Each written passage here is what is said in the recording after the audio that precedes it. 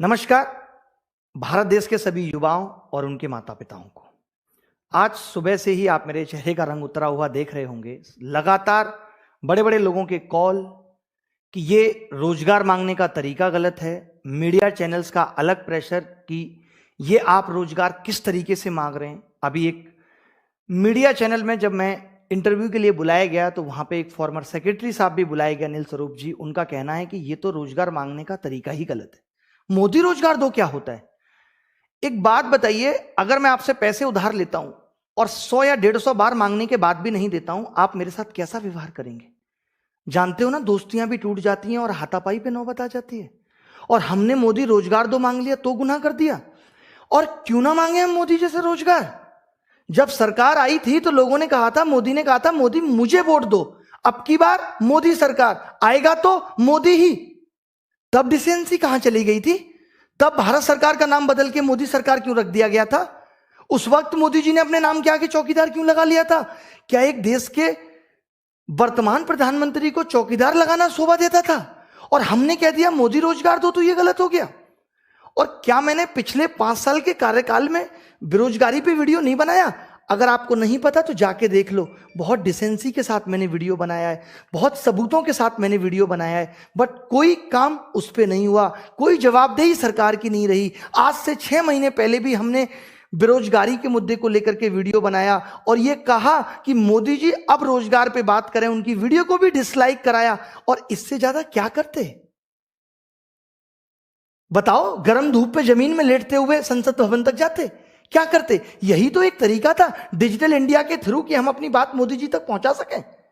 अब मोदी रोजगार दो मांगना भी गलत है। ऊपर से मतलब अब मैं हर बात पे बात करूंगा। जो लोग कमेंट के नीचे भी लिख करके जवाबदेही मांग रहे हैं कि अगर लोग कहते हैं पेट्रोल का रेट अगर 100 हो गया तो गाड़ी कम यूज करो, ठीक है, कम कर लेंगे यूज। कल को अनाज महंगा हो जाएगा तो क्या एक टाइम का खाना खा लोगे? ये बोल दोगे फिर तो तुम कि एक टाइम का खाना खा लेना? क्या गलत को गलत नहीं कह सकते? युवाओं की जवानी पढ़ते पढ़ते निकल रही है और नौकरी नहीं मिल रही। इस तरीके का सिस्टम हो गया है। क्या युवा प्रश्न पूछकर गलती कर रहा है? आज बेरोजगारी चरम पर है और अगर हमने तेज आवाज में ये कह दिया कि रोजगार दो, उसके बावजूद भी कोई मीडिया चैनल इसको दिखाने को तैयार नहीं है, बल्कि हमें गलत ठहराया जा रहा है, हमारी आवाज को दबाने की कोशिश की जा रही है।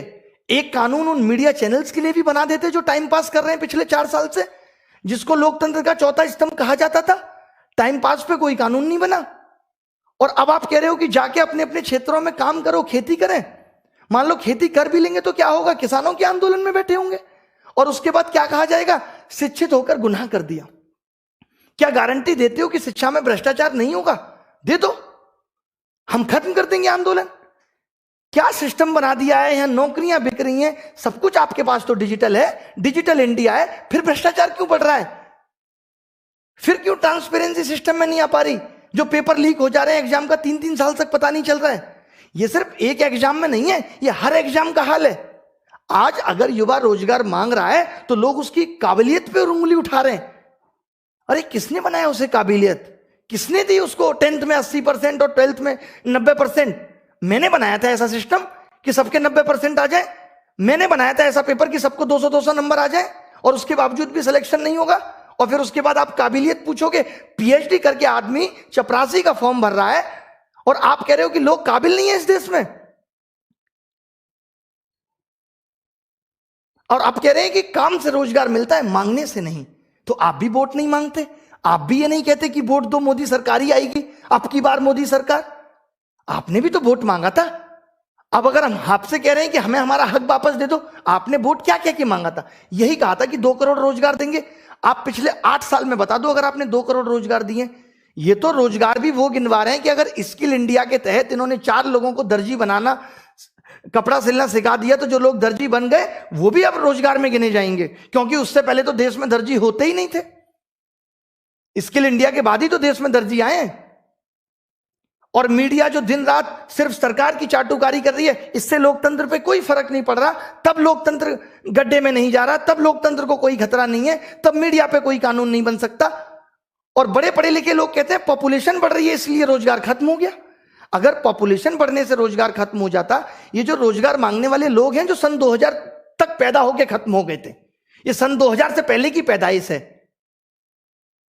और आपके टाइम पे जब पॉपुलेशन बढ़ने की बात आई है तो पिछले 10 साल में जो पैदा हुआ है वो रोजगार नहीं मांग रहा है, ये पहले के लोग रोजगार मांग रहे हैं। और आपने जब 370 हटा दी तो एक कानून पॉपुलेशन पे भी बना देते, किसी ने मना किया था आपको?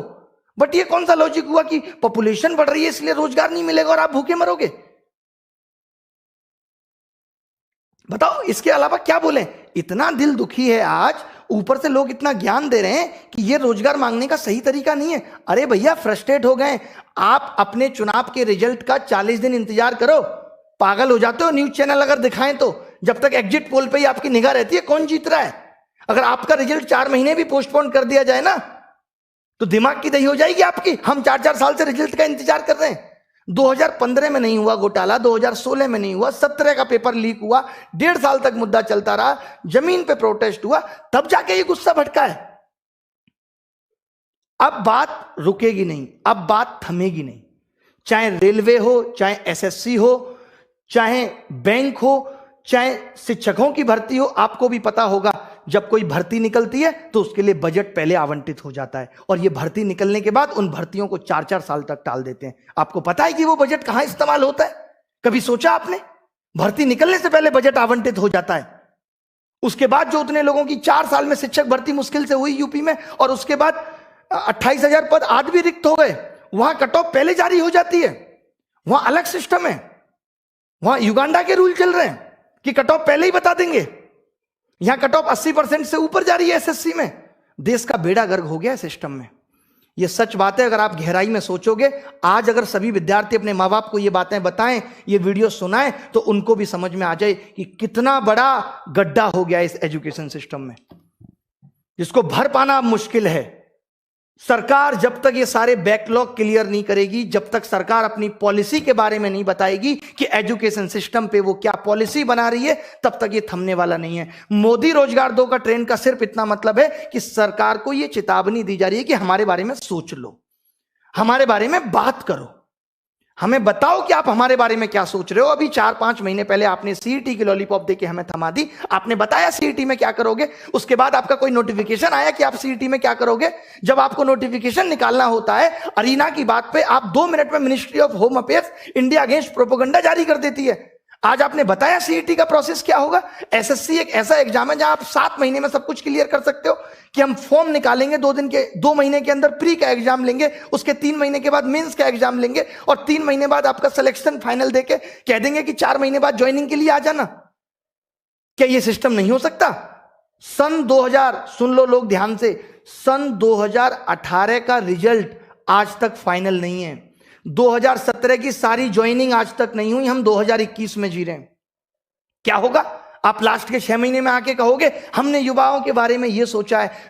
मोदी जी को हम कितना प्यारा मानते हैं, how he is lovely, so cute, कितने प्यार से बात करते हैं। क्या उनको यह प्यार हमारे लिए नहीं दिखता? क्या हमसे कोई वोट बैंक नहीं पड़ेगा? क्या पढ़े लिखे लोग जाके सिस्टम को नहीं सुधारेंगे? क्या आप हमारा भला करेंगे तो हम जाके उन अशिक्षित लोगों को नहीं बताएंगे कि मोदी जी बहुत अच्छा कर रहे हैं? तो ये सब हमारी मांगे हैं। इन सब का हमने प्लान, पूरा ड्राफ्ट तैयार कर लिया है। जितने भी सोशल मीडिया इन्फ्लुएंसर हैं, अब तो मेन मीडिया से तो उम्मीद ही छोड़ दी है। आज ना रवीश ने वीडियो बनाया, ना किसी और बड़े मीडिया चैनल ने वीडियो बनाया। खैर आज तक, और इन सबको तो खैर फुर्सत ही नहीं है। इन सबको फुर्सत है अमित शाह जी का इंटरव्यू लेने के लिए। अमित शाह जी दिल्ली में बैठे बैठे बंगाल की प्रॉब्लम देख ले रहे हैं। आजकल कमाल का उनका विजन है, बंगाल की प्रॉब्लम देख ले रहे हैं। बंगाल में इतना गलत हो रहा है, दीदी इतना गलत कर रही है, उनको बंगाल की प्रॉब्लम दिख रही है। दिल्ली में बैठा हुआ किसान या दिल्ली में बैठे हुए युवा बेरोजगार लोग, वो उनको नहीं दिख रहे। उस पर वो चर्चा का विषय नहीं है, वो चर्चा का विषय नहीं है। आज इस बात को कह दिया जाएगा, अभी प्रोटेस्ट भी होगा। अगर किसी अपोजिशन पार्टी के नेता ने कमेंट कर दिया तो यह कहा जा रहा है ये पॉलिटिकल आंदोलन है, ये पॉलिटिकल प्रोटेस्ट है। हम यहां गधे बैठे हैं कि कोई भी आके हमें बोलेगा कि हमारा प्रोटेस्ट चलाओ और हम गवर्नमेंट के अगेंस्ट चला देंगे। अब अगर राहुल गांधी इस प्रोटेस्ट में आके ट्वीट करते हैं तो हमारी गलती है। मैं कल को उनको पूछूंगा भी कि आपने ट्वीट क्यों किया, वो कह देंगे मैं युवा हूं और बेरोजगार हूं, क्यों नहीं कर सकता, मैं भी आपके साथ हूं। वो भी तो ये कह देंगे, क्या कह सकते हैं। अखिलेश को कल को मैं बोलूंगा, वो कह देगा मैं भी युवा हूं, बेरोजगार हूं, और सही बात भी है, बात फिट भी बैठ रही है। मैं कैसे रोक सकता हूं किसी को? मैं कोई मोदी सरकार थोड़ी हूं कि मैं उसका ट्विटर अकाउंट जो है हैक करा दूं। बताइए आप, मेरे हाथ में नहीं है ये सब। मैं इतना कह सकता हूं कि ये जो आग मेरे दिल में है, मैं भी बहुत प्यार से पढ़ाता हूं। आनंद स्वरूप जी, आपको कह रहा हूं, कभी मेरे पढ़ाई की वीडियो उठा के देख लेना। मोहब्बत का दूसरा नाम हूं। शेरो शायरी के अंदाज से लेकर के, हंसाने से लेकर के, बच्चों को सब कुछ दिया है मैंने। उनके मोटिवेशन को, उनकी हर चीज को मैंने किस तरीके से बना के रखा है ये मैं जानता हूं। आप देख लीजिएगा मेरे पढ़ाई के वीडियो। आज अगर ये इतनी गुस्सा निकली है, आज अगर ये चेहरे पे इतनी सिकन दिख रही है, तो उसकी वजह सिर्फ आज नहीं है, उसकी वजह पिछले 4 साल 5 साल में इकट्ठा हुआ गुस्सा है। क्यों ना निकाले? बताइए। और बात होती है, रोजगार है नहीं सरकार के पास। एक बार मोदी जी आके कह दें कि सरकार इतने डेफिसिट में चल रही है, रोजगार नहीं है देने को, मैं 33,000 सबकी सैलरी कर रहा हूं, लोग फिर भी काम करेंगे। मेन हमारा मकसद यही है। जो एडहॉक टीचर हैं, आज आपको पता है गवर्नमेंट से ज्यादा एडहॉक टीचर हो रहे हैं, जिनको कभी भी निकाला जा सकता है, कभी भी बाहर किया जा सकता है। अरे क्यों होंगे एडहॉक टीचर? जो खर्चा आपका एडहॉक टीचर पे आ रहा है उसको परमानेंट कर दीजिए, उतनी ही सैलरी पे वो भी खुश।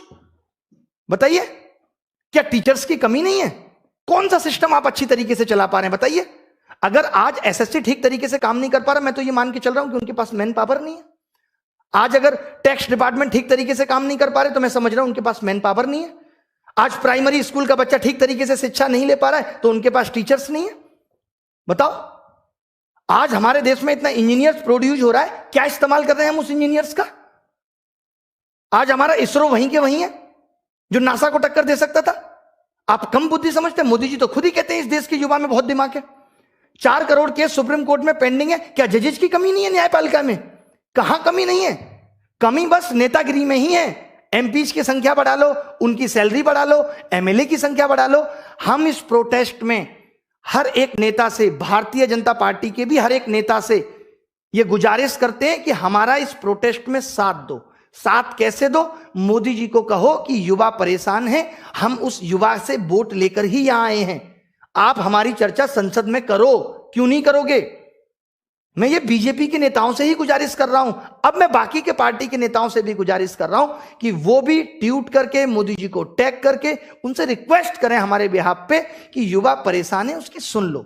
और सुनने का मतलब यह है कि सरकार अब बात करे रोजगार पे। सरकार अब खाली इतना कहने से काम नहीं होगा कि हम रोजगार पे बात करेंगे। मोदी जी ने अभी कहां पे किया?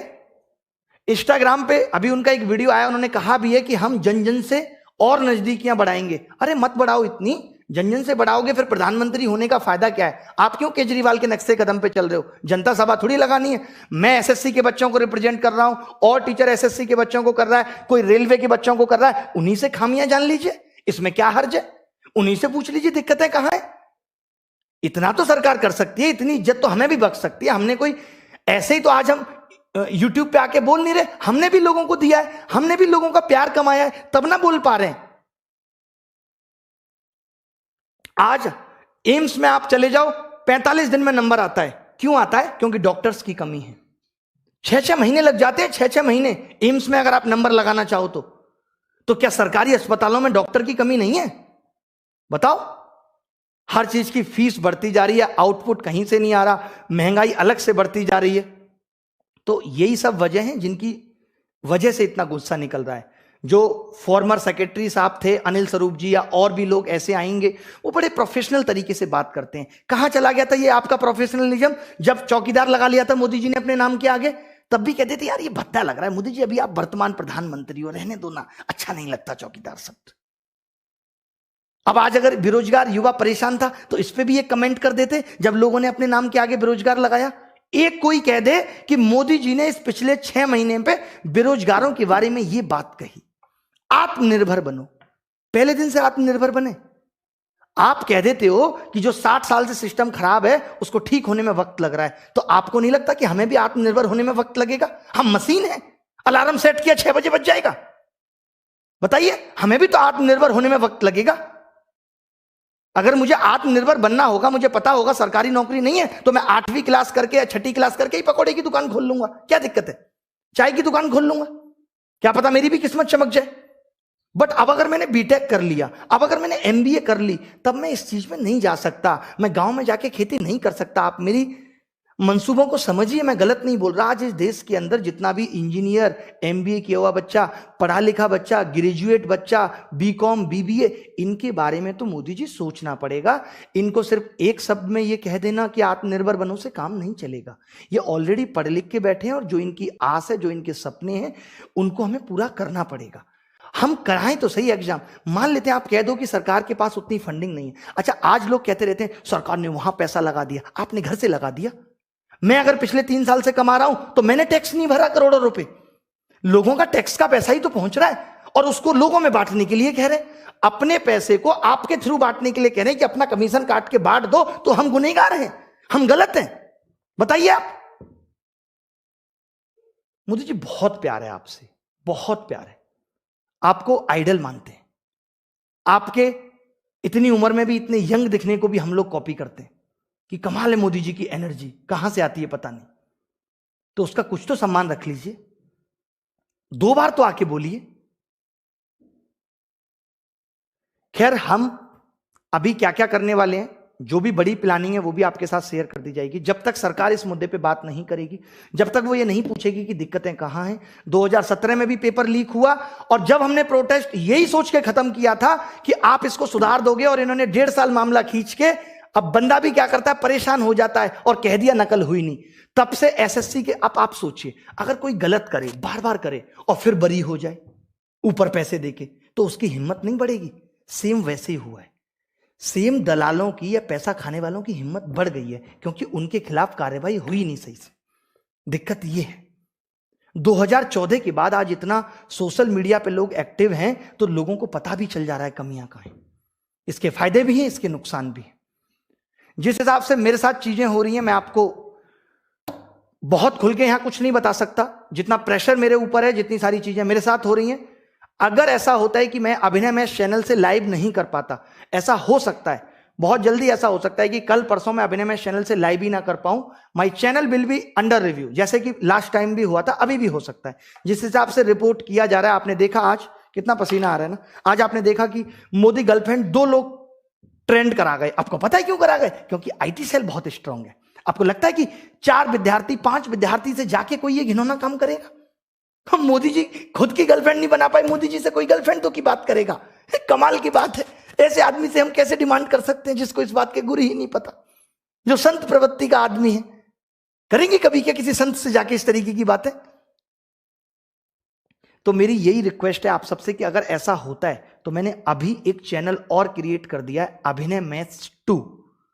अभी जस्ट क्रिएट किया अभिनय मैथ्स 2, इसका लिंक भी आपको मिल जाएगा। तो मैं उससे लाइव करूंगा। अगर 1% ऐसा हुआ कि मेरा चैनल अंडर रिव्यू चला गया, अगर मैं लाइव नहीं कर पा रहा, बट मैं 25 तारीख तक लगातार आके आपको लाइव अपडेट करता रहूंगा। 2500 से ज्यादा लोगों को मेल मैसेज कर चुका हूं, हर यूट्यूबर को मेल मैसेज कर चुका हूं। बड़ी बड़ी सेलिब्रिटी, चाहे वो कुमार विश्वास हो, चाहे वो चेतन भगत जी हो, कोई भी हो, सबको मैसेज, ट्वीट सब कुछ कर दिया है। कंगना जी को भी कर दिया है कि सामाजिक मुद्दा है, देश का आंतरिक मुद्दा है, आप भी बोल दीजिए। उन्होंने भी कह दिया है कि मैं करली लैंग्वेज में ट्वीट बना रही हूं, टाइम लगेगा। ठीक है, तो सब कुछ करेंगे। और ये देखिए, ये मोदी रोजगार दो तो सिर्फ एक टैग है। इस टैग के मायने मैंने पूरी वीडियो में बता दिए, फिर बता देता हूं। इसका मतलब है कि सरकार रोजगार पे क्लियर बात करे, और जो एग्जाम में चीजें फेयर नहीं हो रही वो हम बताएंगे क्या फेयर नहीं हो रहा, उस पर गारंटी दे कि अब ऐसा नहीं होगा, तब सब कुछ बहुत शांति से चलेगा। और 2024 में भी मोदी सरकार। ठीक है, तो अभिनय मैच 2 से लाइव करूंगा। बिल्कुल भी डरने या घबराने की बात नहीं है। लोग मुझे पूछ रहे हैं, आज मीडिया वाले पूछते हैं आपको डर नहीं लगता? हमें तो बहुत लगता है। डरना किससे? सही कर रहे हैं। मोदी जी भी तो कह रहे थे डरना किससे, सही तो कर रहे हैं। ऊपर वाला देख रहा है। जान से बढ़कर क्या है? जिंदगी से बढ़कर कुछ थोड़ी है। और अब तक की जिंदगी में सब कुछ बहुत अच्छा किया है। 1% अफसोस जिंदगी गंवाने का भी नहीं। ये मैं दावे के साथ कह रहा हूं, सरकार भी सुन ले कि 1% अफसोस जिंदगी गंवाने का भी नहीं। बस मरने से पहले कुछ ऐसा कर जाना है कि लोग याद रखें कि हां, किसी ने हमारे लिए भी सोचा था। क्योंकि हर एक उस दर्द से मैं गुजरा हूं जिससे आप गुजर रहे हैं। मेरी मां ने भी दूध मुझे कागज जला जला के गर्म करके पिलाया है। मैंने भी जीवन में बहुत स्ट्रगल किया और दुख देखे हैं। आज भी फील कर पाता हूं। आज भी मानसिकता वही है कि जब कोई बच्चा कहता है ना, सर नौकरी नहीं लग रही, 4 साल हो गए, तो सर ऐसे लगता है अगर मैं इसकी जगह होता तो क्या बीतरी होती, मैं कैसे लोगों को मुंह दिखाता, ये कैसे फेस कर पा रहा होगा इतनी प्रॉब्लम। तो पिछली बार भी बहुत प्रॉब्लम आई थी, जैसा कि आपको पता है, तो इस बात का ध्यान रखना कि 1% अगर ऐसा होता है। बाकी कल भी लाइव करूंगा, कुछ ऐसी चीजें जो और बतानी होंगी, आगे की प्लानिंग क्या होंगी वो आपको बताऊंगा, और पढ़ाई लिखाई भी करेंगे। बट पहले इस मामले से निपट लेते हैं, पहले इस मामले से निपट लेते हैं कि क्या हो सकता है, क्या बेस्ट हो सकता है। और कुछ बहुत बड़ी डिमांड नहीं है, हमें कोई बिल वापस नहीं करवाना है मोदी जी, बस ये है कि रोजगार पे बात करके ये क्लियर कर दो कि जितना भी बैकलॉग है उसको क्लियर कर दो, जहां जहां वैकेंसी है उनको फिल कर दो, और जो एग्जाम में प्रॉब्लम हो रही है उनको कर दो।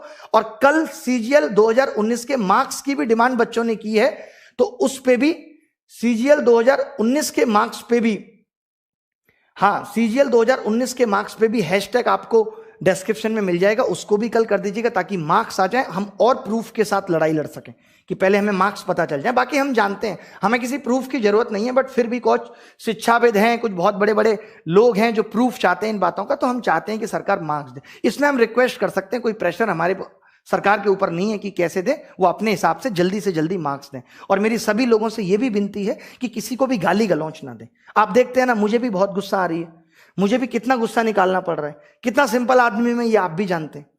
मैंने कभी अपने जीवन में गाली नहीं दी, तो मेरी रिक्वेस्ट है सबसे कि किसी को भी गाली मत दो। प्रधानमंत्री जी हमारे लिए बहुत सम्माननीय हैं और हमेशा रहेंगे, एज ए पर्सन वो बहुत अच्छे इंसान हैं, बट वो जो अभी कर रहे हैं, पता नहीं उनके आसपास के लोग कैसे हैं जो उनको इस तरीके की भनकी ही नहीं लगने दे रहे, या शायद उनका ईगो इतना हाई हो गया है कि मैं बार बार बहुमत से जीत रहा हूं, मेरा कोई क्या बिगाड़ पाएगा। कई बार जब सत्ता आती है तो इस तरीके के घमंड होना बहुत लाजमी है, लेकिन ऊपर वाला बैठा है, बड़े बड़ों के टूट गए, रावण का घमंड नहीं रहा, तो बाकी चीजों पे तो अब क्या ही कहना। ठीक है, नमस्कार, रखता हूं, जय हिंद। ये वीडियो अपने माँ बाप को भी दिखा देना जो आज भी इस बात पे अड़े हुए नहीं मोदी जी बहुत अच्छा कर रहे हैं। अगर बहुत अच्छा कर रहे हैं तो दिखना भी चाहिए। अच्छा करने का मतलब यही होता है कि महंगाई बढ़ गई, अब और क्या अच्छा करेंगे। लोगों में इतना कास्टिज्म पे लड़ाइयां हो रही हैं, और लोग क्या करेंगे, जबकि हम सब इतने प्यार से पले हैं। हम सबको एक दूसरे को प्यार करना चाहिए, प्रेम से बढ़ के संसार में कुछ नहीं है। आपको कुछ बात बुरी लगती है, आप 2 शब्द गुस्से में कह दो, सामने वाले को बुरा लगा, आप 2 शब्द गुस्से में कर दो। अरे हम लोगों ने गांधी जी से सीखा है कि अहिंसा के दम पे गांधी जी ने क्या कुछ नहीं पा लिया। हमें गाली देने की भी जरूरत किसी को नहीं है, हमें बुरा भला कहने की जरूरत किसी को नहीं है। आप सिर्फ प्यार बांटिए, ये हम प्यार ही बांट रहे हैं, और इस प्यार के दम पे ही हम सरकार से इस रोजगार के मुद्दे पे बात कर लेंगे। जब 6 महीने पहले बात थी तब मुद्दा यही था, बट हमें छोटी छोटी जीत चाहिए थी। हमें लोगों को ये दिखाना था कि देखिए इससे हमें ये जीत मिल रही है। अब बारी